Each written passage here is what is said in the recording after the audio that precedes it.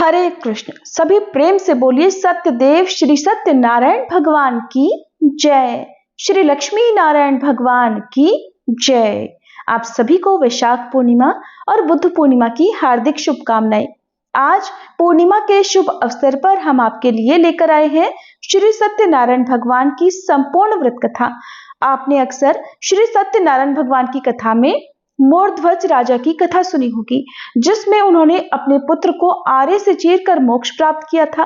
तो सत्यनारायण भगवान की कथा के साथ साथ आज आपको उस दिव्य कथा का भी हम श्रवण कराएंगे, इसलिए कृपया आप धैर्य के साथ इन सभी कथाओं को पूरा अवश्य सुनिएगा। कथा से पहले आइए हम सभी विघ्नहर्ता भगवान श्री गणेश और श्री सत्यनारायण भगवान से प्रार्थना करें। हे विघ्नहर्ता, प्रथम पूज्य भगवान गणेश जी, आपको सादर प्रणाम। हमारी वाणी, मन और कर्म को आप कृपा करके पवित्र बनाइए। इस कथा के श्रवण में आने वाली सभी विघ्न बाधाओं को आप अपनी करुणा से दूर कीजिए। हे प्रभु, अपनी कृपा से हमें एकाग्रता, श्रद्धा और भक्ति प्रदान करें, ताकि हम इस पावन कथा का पूर्ण फल प्राप्त कर सके। हे सत्य के स्वरूप करुणामय भगवान श्री सत्यनारायण जी, आपको हमारा कोटि कोटि नमन। हम आपके श्री चरणों में ये विनम्र प्रार्थना करते हैं कि आप हमारे इस छोटे से प्रयास को स्वीकार करें। कलयुग के इस घोर पापी जीवन में हम सबको सुख, शांति और समृद्धि का आशीर्वाद दें और हमें सदा सत्य के मार्ग पर चलने की प्रेरणा दें। हे प्रभु, आपकी कृपा से आज की ये पावन कथा सफल हो और सुनने सुनाने वाले सभी भक्तों पर आपका आशीर्वाद सदैव बना रहे।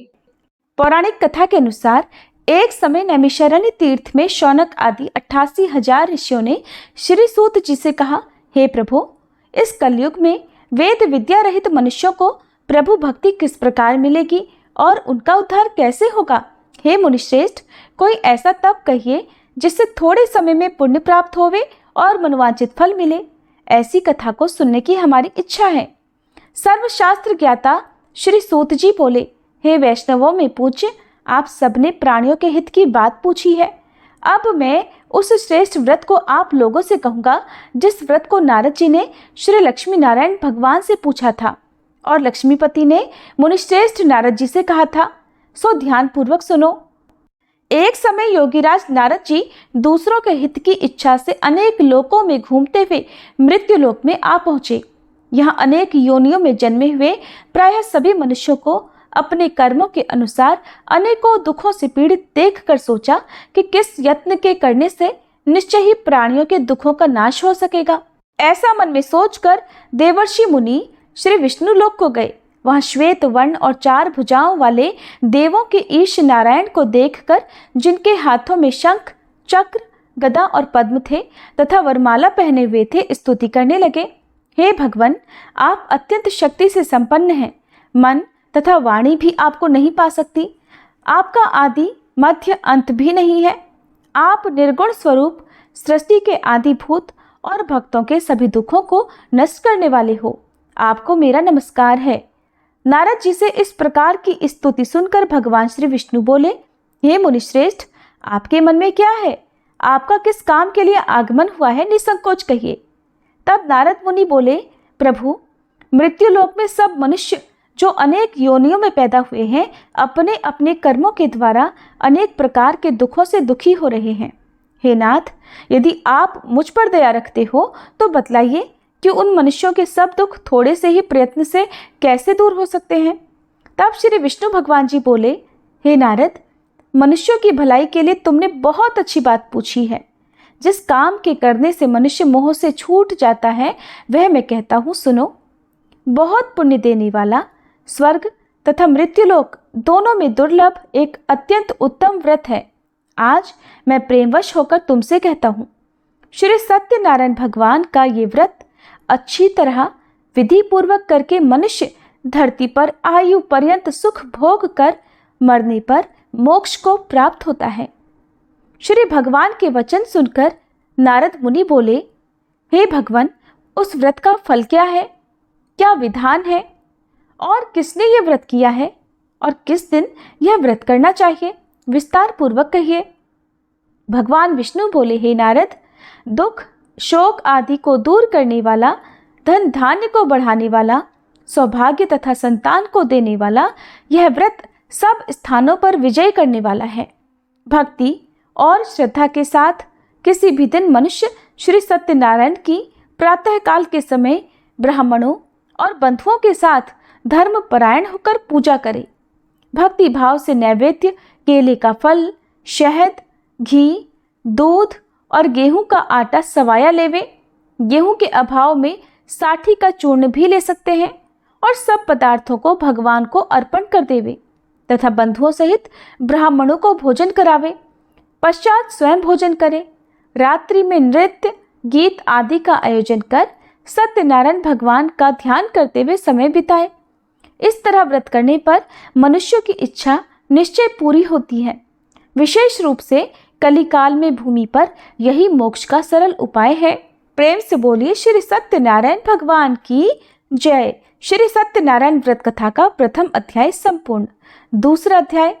श्री सूत जी बोले, हे ऋषियों, जिसने पहले समय में इस व्रत को किया है उसका इतिहास कहता हूँ, ध्यान पूर्वक सुनो। सुंदर काशीपुरी नगरी में एक अत्यंत निर्धन ब्राह्मण रहता था। वह भूख और प्यास से बेचैन हुआ नित्य पृथ्वी पर घूमता था। ब्राह्मणों से प्रेम करने वाले भगवान ने ब्राह्मण को दुखी देखकर बूढ़े ब्राह्मण का रूप धरकर उसके पास जाकर आदर पूर्वक पूछा, हे विप्र, तुम नित्य दुखी होकर पृथ्वी पर क्यों घूमते हो? हे ब्राह्मण, ये सब मुझसे कहो, मैं सुनना चाहता हूँ। तब वह ब्राह्मण बोला, मैं निर्धन ब्राह्मण हूँ, भिक्षा के लिए पृथ्वी पर फिरता हूँ। हे भगवान, यदि आप इससे छुटकारा पाने का कोई उपाय जानते हो तो कृपा कर मुझे बताएं। वृद्ध ब्राह्मण बोला, हे विप्र, सत्यनारायण भगवान मनोवांछित फल देने वाले हैं, इसलिए तुम उनका पूजन करो, जिसके करने से मनुष्य सब दुखों से मुक्त हो जाता है। तब ब्राह्मण को व्रत का सारा विधान बतलाकर बूढ़े ब्राह्मण का रूप धारण करने वाले श्री सत्यनारायण भगवान वहीं अंतर्ध्यान हो गए। जिस व्रत को वृद्ध ब्राह्मण ने बतलाया है, मैं उसको अवश्य करूंगा। यह निश्चय करने पर उसे रात भर नींद नहीं आई। सवेरे उठकर सत्यनारायण भगवान के व्रत का निश्चय कर वह भिक्षा के लिए चला। उस दिन उसको भिक्षा में बहुत सारा धन मिला, जिससे बंधु बांधवों के साथ उसने सत्यनारायण भगवान का व्रत किया।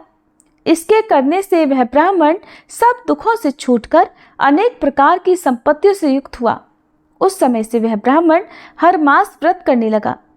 इस तरह सत्यनारायण भगवान के व्रत को जो भी करेगा वह मनुष्य सब दुखों से छूट जाएगा। इस तरह नारद जी से सत्यनारायण भगवान का कहा हुआ यह व्रत मैंने तुमसे कहा। हे विप्रो, मैं अब और क्या कहूँ? तब ऋषिगण बोले, हे मुनीश्वर, संसार में इस ब्राह्मण से सुनकर किस किसने इस व्रत को किया, हम वह सब भी सुनना चाहते हैं। इसके लिए हमारे मन में अत्यंत जिज्ञासा हो रही है।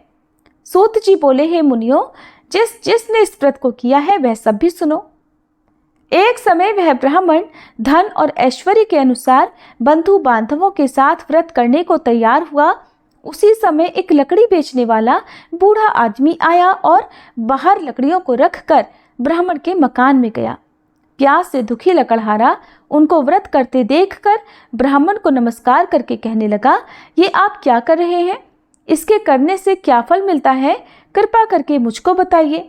ब्राह्मण ने कहा, सब मनोरथों को पूर्ण करने वाला यह सत्यनारायण भगवान व्रत है। इसकी ही कृपा से मेरे यहाँ धन धान्य आदि की वृद्धि हुई है। ब्राह्मण से इस व्रत के बारे में जानकर लकड़हारा अत्यंत प्रसन्न हुआ। चरणामृत लेकर प्रसाद ग्रहण करने के बाद वह अपने घर को गया।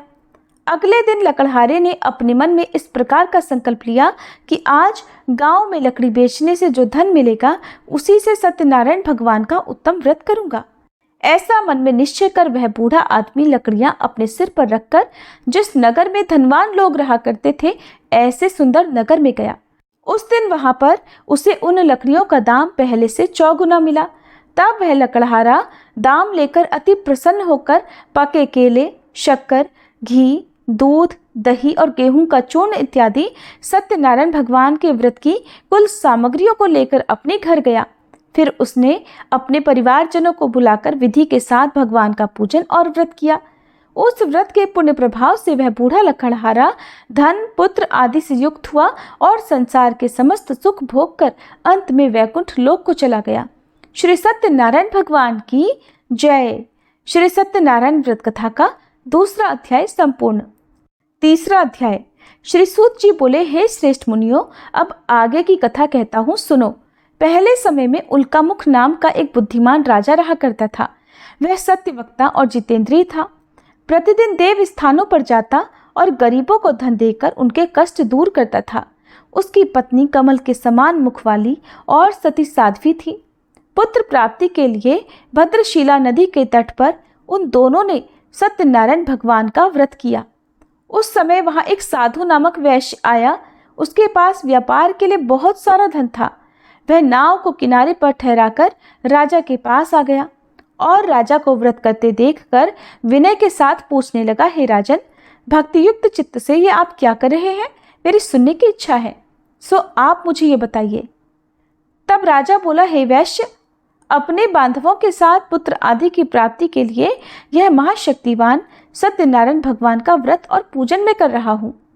राजा के वचन सुनकर साधु आदर से बोला, हे राजन, मुझसे भी इसका सब विधान कहो। मैं भी आपके कहे अनुसार इस व्रत को अवश्य करूंगा। मेरी भी कोई संतान नहीं है और मुझे विश्वास है कि इस व्रत के करने से निश्चय ही मुझे संतान प्राप्ति होगी। तब राजा से सब विधान सुनकर व्यापार से निवृत्त होकर वह आनंद के साथ अपने घर को गया। साधु ने अपनी स्त्री को संतान देने वाले इस व्रत को सुनाया और प्रण किया कि जब मेरे यहाँ संतान होगी तब मैं इस व्रत को करूंगा। साधु ने ऐसे वचन अपनी पत्नी लीलावती से कहे। एक दिन उसकी पत्नी पति के साथ आनंदित होकर सांसारिक धर्म में प्रवृत्त होकर श्री सत्यनारायण भगवान की कृपा से गर्भवती हो गई और 10वें महीने में उसके एक सुंदर कन्या का जन्म हुआ। वह कन्या दिनों दिन इस तरह बढ़ने लगी जैसे शुक्ल पक्ष का चंद्रमा बढ़ता है। कन्या का नाम कलावती रखा गया। तब लीलावती ने मीठे शब्दों में अपने पति से कहा कि स्वामी, जो आपने संकल्प लिया था कि मैं संतान होने पर सत्यनारायण भगवान का व्रत करूंगा, अब आप उसे करिए। साधु बोला, हे प्रिय, इसके विवाह पर करूंगा। इस प्रकार अपनी पत्नी को आश्वासन देकर वह नगर को चला गया। अब कलावती अपने पिता के घर में रहकर बड़ी हो रही थी। एक दिन साधु ने जब नगर में सखियों के साथ अपनी पुत्री को देखा तो तुरंत दूत को बुलाकर कहा कि पुत्री के लिए कोई सुयोग्य वर देख कर लाओ। साधु की आज्ञा पाकर दूत कंचन नगर पहुंचा और वहां पर बहुत खोज कर, बहुत देखभाल कर कन्या के लिए सुयोग्य वणिक पुत्र को ले आया। उस सुयोग्य युवक को देखकर साधु ने अपने बंधु बांधवों सहित प्रसन्नचित होकर अपनी पुत्री का विवाह उसके साथ कर दिया, किंतु दुर्भाग्य से विवाह के समय भी वह उस व्रत को करना भूल गया। तब श्री सत्यनारायण भगवान क्रोधित हो गए और साधु को श्राप दे दिया कि तुम्हें दारुण दुख प्राप्त होगा। अपने कार्य में कुशल साधु वैश्य अपने जामाता सहित समुद्र के समीप स्थित रत्नपुर नगर में गया और वहां दोनों ससुर जमाई चंद्रकेतु राजा के उस नगर में व्यापार करने लगे। एक दिन भगवान सत्यनारायण की माया से प्रेरित कोई चोर राजा का धन चुराकर भागा जा रहा था, किंतु राजा के दूतों को आता देखकर चोर घबराकर भागते हुए धन को वहीं चुपचाप छोड़कर चले गए जहां वे ससुर और जमाई ठहरे हुए थे। जब दूतों ने उन साधु वैश्य के पास राजा के धन को रखा हुआ देखा तो वे उन्हीं को चोर समझकर दोनों को बांध कर ले गए और राजा के पास जाकर बोले, हे राजन, ये दो चोर हम पकड़ कर लाए हैं, देखकर आज्ञा दीजिए। तब राजा की आज्ञा से उनको कठोर कारावास में डलवा दिया गया और उनका सब धन भी छीन लिया गया। सत्यनारायण भगवान के श्राप के कारण साधु वैश्य की पत्नी और पुत्री भी इधर घर में बहुत दुखी रहने लगी। उनके घर पर जो भी धन रखा था चोर चुरा कर ले गए। शारीरिक और मानसिक पीड़ा तथा भूख प्यास से अति दुखी होकर और अन्न की चिंता में कलावती एक दिन एक ब्राह्मण के घर गई। वहां उसने सत्यनारायण भगवान का व्रत होते देखा, फिर कथा सुनी और प्रसाद ग्रहण करके रात होने पर वह घर आई। तब उसकी माता ने कलावती से पूछा, हे पुत्री, तू अब तक कहाँ रही और तेरे मन में क्या है? कलावती कहने लगी, माते, मैंने एक ब्राह्मण के घर पर श्री सत्यनारायण भगवान का व्रत होते देखा है। कन्या के ऐसे वचन सुनकर लीलावती भगवान के पूजन की तैयारी करने लगी।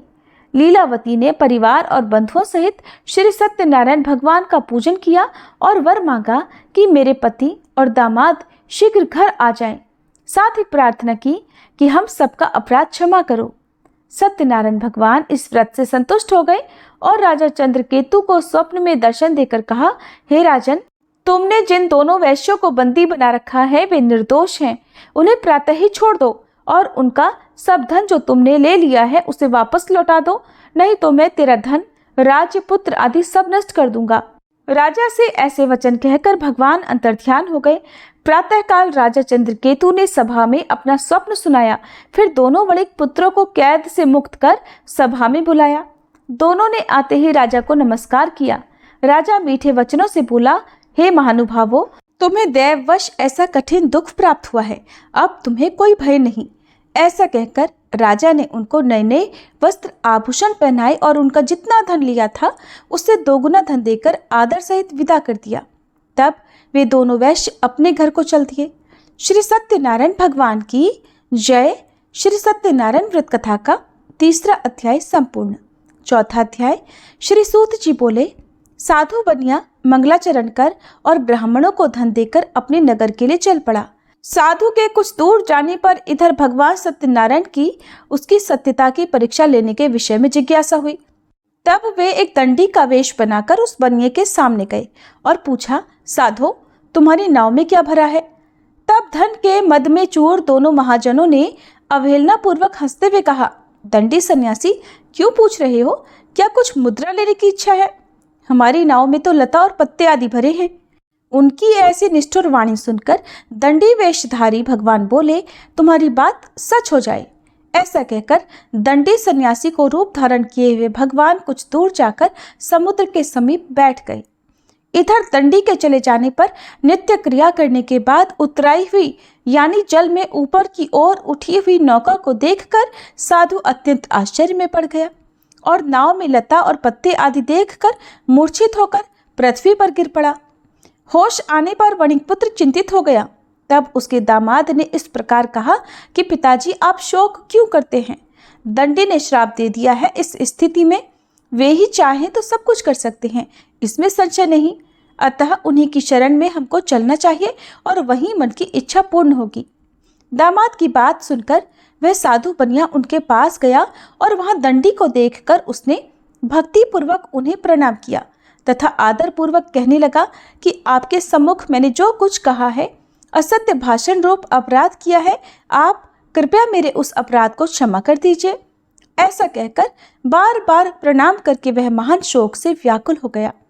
दंडी ने उस बनिए को रोते हुए देखकर कहा, हे मूर्ख, रो मत, मेरी बात सुनो। मेरी पूजा से उदासीन होने के कारण तथा मेरी आज्ञा से ही तुमने बार बार दुख प्राप्त किया है। भगवान की ऐसी वाणी सुनकर वह उनकी स्तुति करने लगा। साधु ने कहा, हे प्रभु, ये आश्चर्य की बात है कि आपकी माया से मोहित होने के कारण ब्रह्मादि देवता भी आपके गुणों और रूपों को यथावत रूप से नहीं जान पाते। फिर मैं मूर्ख आपकी माया से मोहित होने के कारण भला कैसे जान सकता हूँ? प्रभु, आप मुझ पर कृपा कीजिए और मुझ पर प्रसन्न होइए। मैं अपनी धन संपत्ति के अनुसार आपकी पूजा करूंगा। मैं आपकी शरण में हूँ।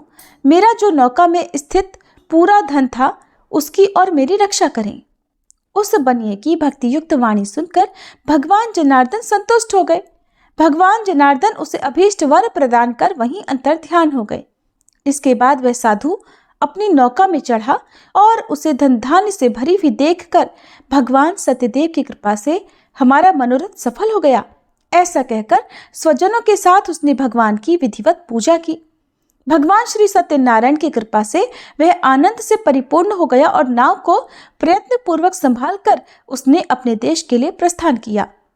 साधु बनिए ने अपने दामाद से कहा, वह देखो, मेरी रत्नपुरी नगरी दिखाई दे रही है। इसके बाद उसने अपने धन के रक्षक दूत को अपने आने का समाचार देने के लिए अपनी नगरी में भेजा। उसके बाद उस दूत ने नगर में जाकर साधु की पत्नी को हाथ जोड़कर प्रणाम किया और उसके लिए अभीष्ट बात की।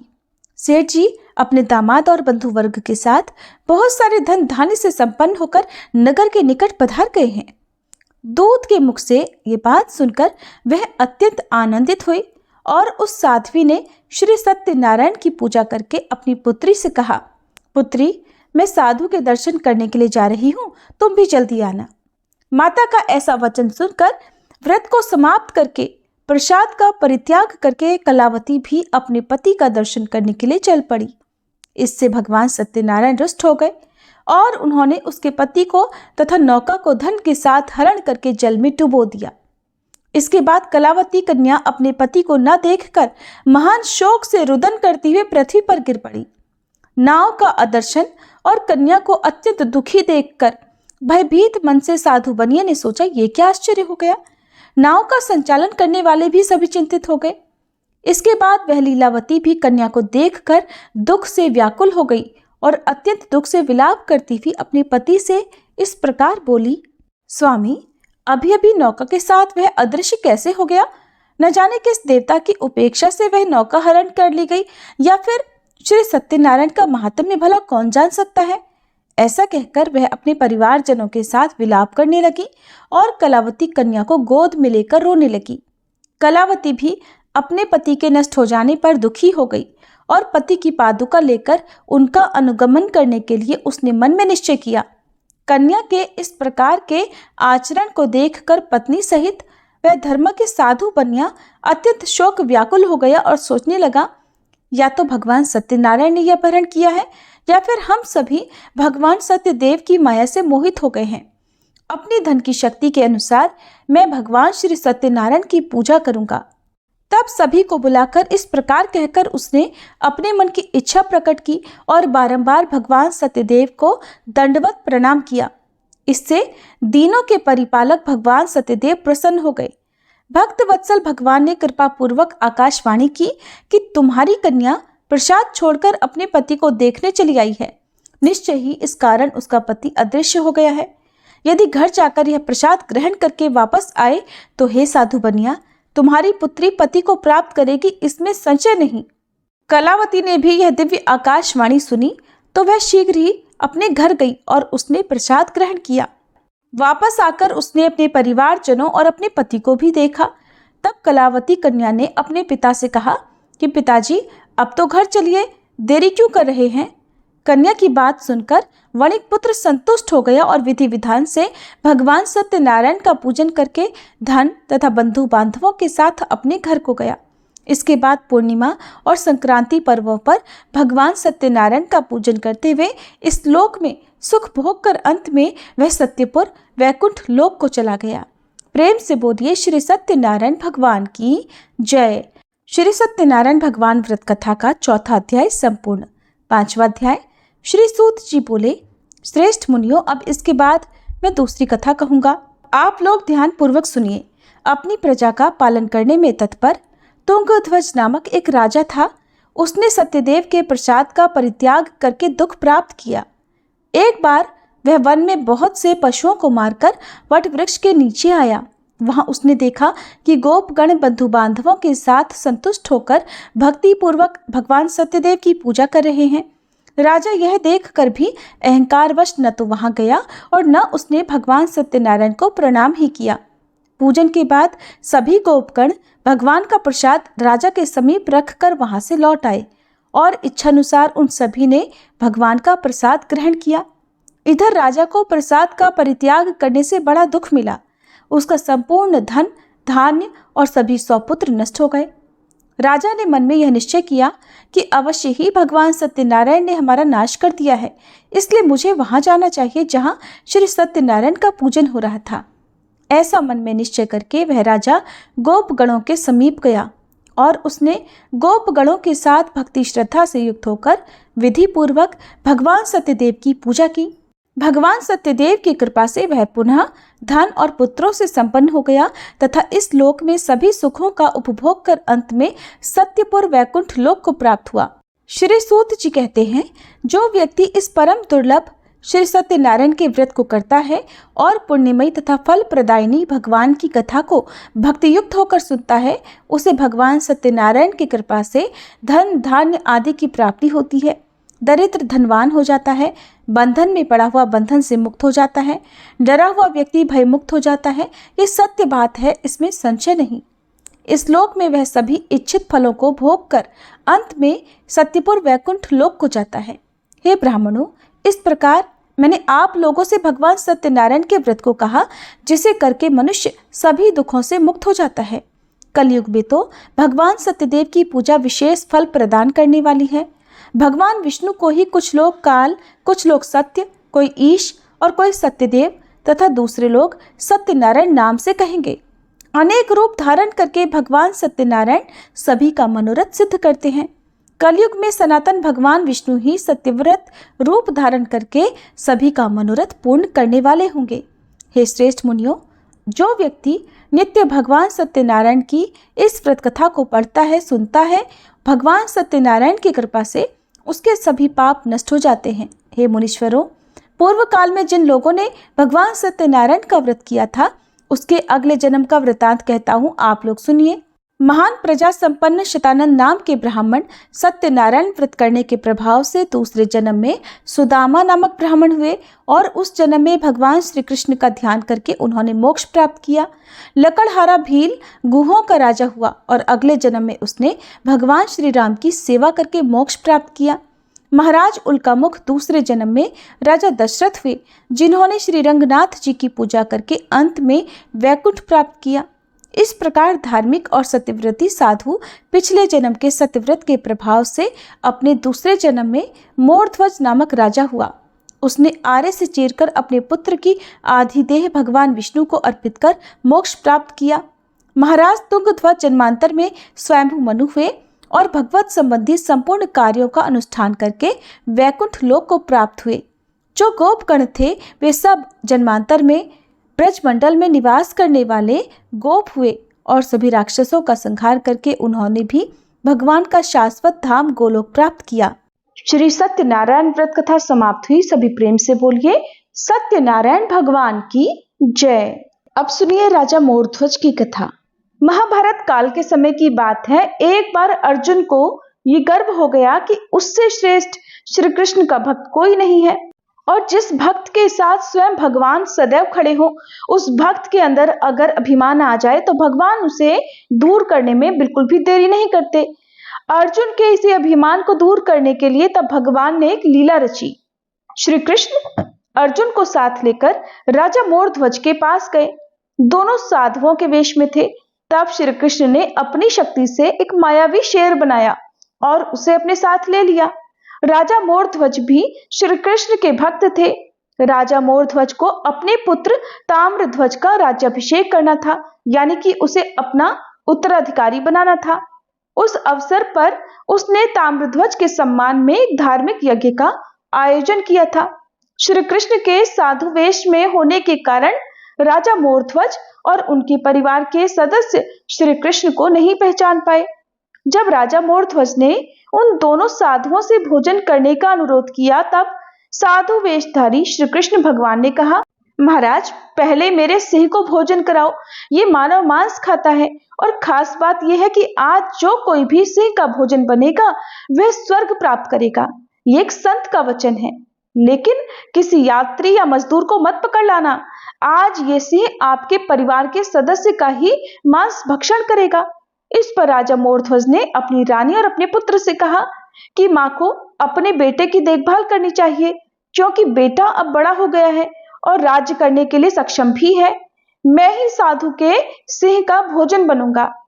राजा की ये बात सुनकर रानी ने कहा कि मैं एक सच्ची पत्नी हूँ और अगर किसी विवाहिता पत्नी से पहले उसके पति की मृत्यु हो जाती है तो पत्नी का जीवन नरक बन जाता है।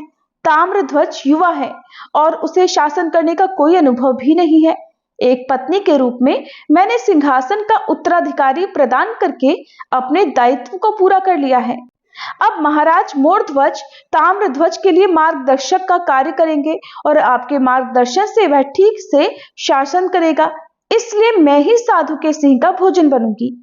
तब उनके पुत्र ताम्रध्वज ने कहा कि मैंने अपने माता पिता की सेवा नहीं की है। अगर आप दोनों में से किसी एक की भी मृत्यु हो जाएगी, तब पुत्र के रूप में मैं अपना दायित्व पूरा न कर पाने के कारण पाप का भागी बनूंगा।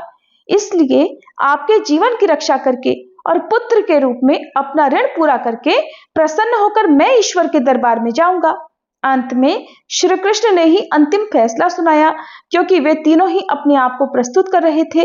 तब भगवान बोले कि आप दोनों पति पत्नी अपने पुत्र ताम्रध्वज को ही लकड़ी काटने वाले आरे से बीच से चीर दो। शरीर के बाएं हिस्से को फेंक देना। शेर दायां भाग खाएगा, क्योंकि बायां भाग पवित्र नहीं है। उसी क्षण राजा और रानी ने लकड़ी को चीरने के लिए इस्तेमाल किए जाने वाले आरे को मंगाया और दोनों ने बीच से अपने ही पुत्र को काटना शुरू कर दिया। साधु के वेश में श्री कृष्ण ने भी चेतावनी दी थी कि यदि आप तीनों में से किसी की भी आंखों में आंसू आ गए तो यह सिंह मांस नहीं खाएगा। पति पत्नी ने अपने पुत्र को बिठाया और उसे बीच से काटना शुरू किया। राजा और रानी बिल्कुल नहीं रोए। उन्होंने अपना हृदय पत्थर की तरह बना लिया।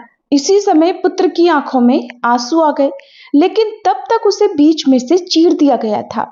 ये देखकर श्री कृष्ण ने कहा कि तुम्हारे पुत्र की आंखों में तो आंसू हैं, उसकी श्रद्धा सच्ची नहीं है, इसलिए न तो हम भोजन करेंगे और न ही ये सिंह भोजन करेगा, इसलिए हम विक्षुब्ध होकर जा रहे हैं।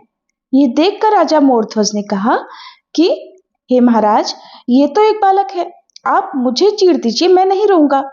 रानी ने भी यही कहा। माता पिता को ऐसा करते देखकर पुत्र की आवाज आई कि हे प्रभु, आप तो सब कुछ जानते हैं, मेरे हृदय में मौजूद सत्य को आप जानते हैं कि मैं क्यों रोया। मैं मृत्यु के भय से नहीं रोया, बल्कि मैं तो इसलिए रोया क्योंकि मैं पापी हूँ। मेरा पूरा शरीर आपकी सेवा में प्रयोग करने योग्य नहीं है। आपकी सेवा में अपना शरीर सौंपने का ये अवसर बड़ी मुश्किल से मुझे प्राप्त हुआ था। आपने कहा था इस शुभ समय में जो कोई भी अपने शरीर को इस सिंह को भोजन के रूप में दान करेगा वो सीधा स्वर्ग जाएगा। हम तीनों ने ही इस अवसर को पाने की कोशिश की। हम तीनों ही कह रहे थे कि हमारा शरीर लीजिए। इसी बीच आपने फैसला कर दिया कि सिंह राजा मोरध्वज के पुत्र का मांस खाएगा। इस तरह से उसकी बारी आई थी, लेकिन अब मुझे दुख इस बात का है कि बड़ी मुश्किल से मुझे आपकी सेवा का अवसर मिला, लेकिन फिर भी मेरा केवल आधा शरीर ही आपकी सेवा में उपयोग हो सका। मुझे केवल आधा लाभ ही मिलेगा। इस दृश्य को देखकर अर्जुन का घमंड चूर चूर हो गया। भक्ति का ऐसा प्रकाश अर्जुन ने अपने जीवन में कभी नहीं देखा था। इसके बाद उन ब्राह्मणों के लिए सात्विक भोजन की व्यवस्था की गई। तब श्री कृष्ण ने राजा मोरध्वज से कहा कि तुम्हारे पुत्र को वैकुंठ में स्थान मिलेगा। ईश्वर तुम्हारी दान भक्ति से अति प्रसन्न रहता है और वह कभी अपने भक्तों का अहित नहीं करेंगे। ब्राह्मण रूपी श्री कृष्ण ने राजा से कहा कि वह अपनी दाहिनी तरफ देखे। आपके अलौकिक कार्य का फल आपको मिल चुका है राजन। जैसे ही राजा ने अपनी दाहिनी तरफ देखा तो ताम्रध्वज जीवित अवस्था में वहां खड़ा था। अपने पुत्र को सही सलामत देखकर रानी ने उसे प्रसन्न मन से गले से लगा लिया। उन पति पत्नी के आश्चर्य का ठिकाना नहीं था। तब राजा ने ब्राह्मण से पूछा कि प्रभु आप कौन हैं और किस कारण आपने मेरी इतनी कठिन परीक्षा ली।